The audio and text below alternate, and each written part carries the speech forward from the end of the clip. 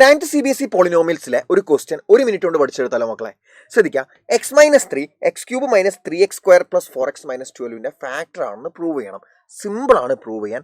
നിങ്ങളോട് ഏതാണോ ഫാക്ടർ ആയിട്ട് പ്രൂവ് ചെയ്യാൻ പറഞ്ഞത് അത് ഈക്വൽ ടു 0 എന്ന് കൊടുക്കുക. എന്നിട്ട് അവിടെ എക്സിന്റെ വാല്യൂ കണ്ടുപിടിക്കുക. എന്താ? -3 അപ്പുറം പോയാൽ +3 ആയി. ഇനി തന്നിട്ടുള്ള ഏത് പോളിനോമിയലിന്റെ ഫാക്ടർ ആയിട്ടാണോ അത് പ്രൂവ് ചെയ്യാൻ പറഞ്ഞത് ആ പോളിനോമിയലിനെ നമ്മൾ p of x എടുക്കുന്നു. എന്നിട്ട് p of x പകരം നിങ്ങൾ ഈ കണ്ടുപിടിച്ച നമ്പർ കൊടുക്കുക. p of x പകരം എന്താ? 3. p of 3 എന്താ വരിക? ഈ പോളിനോമിയലിൽ എക്സിന് പകരം 3 കൊടുക്കുക. അപ്പോൾ ആദ്യം തന്നെ 3³ മൈനസ് 3x² എന്ന് പറയുമ്പോൾ 3 × 3². x² പകരം 3, x² എക്സിന് പകരം 3, 4x എക്സിന് പകരം 3 കൊടുത്താൽ 4 × 3, പിന്നെ ലാസ്റ്റ് -12.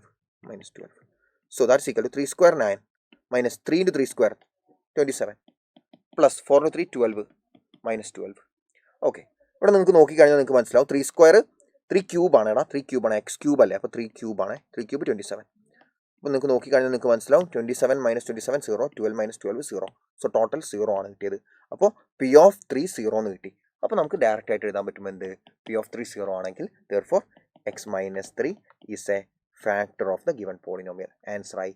അപ്പോൾ പോളിനോമിയലിന്റെ ഫാക്ടർ ആണെന്ന് പ്രൂവ് ചെയ്യാൻ ഇത്ര മാത്രം ശ്രദ്ധിച്ചാൽ മതി. ഏതാണോ നിങ്ങളുടെ ഫാക്ടർ ആണെന്ന് പ്രൂവ് ചെയ്യാൻ പറഞ്ഞത് അത് ഈക്വൽ ടു 0 എന്ന് എടുക്കുക. എന്നിട്ട് ഏത് പോളിനോമിയലിന്റെ ഫാക്ടർ എന്നാണോ പ്രൂവ് ചെയ്യേണ്ടത് അതിൽ നിങ്ങൾ എക്സിന് പകരം ഈ കണ്ടുപിടിച്ച നമ്പർ സബ്സ്റ്റിറ്റ്യൂട്ട് ചെയ്യുക.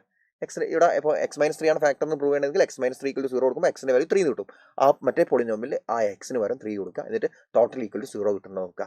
കിട്ടുന്നുണ്ടെങ്കിൽ അക്കോർഡിംഗ് ടു ഫാക്ടർ തിയറം അതൊരു ഫാക്ടർ ആയിരിക്കും. ഇത് x - 3 ആണെന്ന് വെച്ചാൽ x - 3 അതൊരു ഫാക്ടർ ആയിരിക്കും. ഓക്കെ അല്ലേ?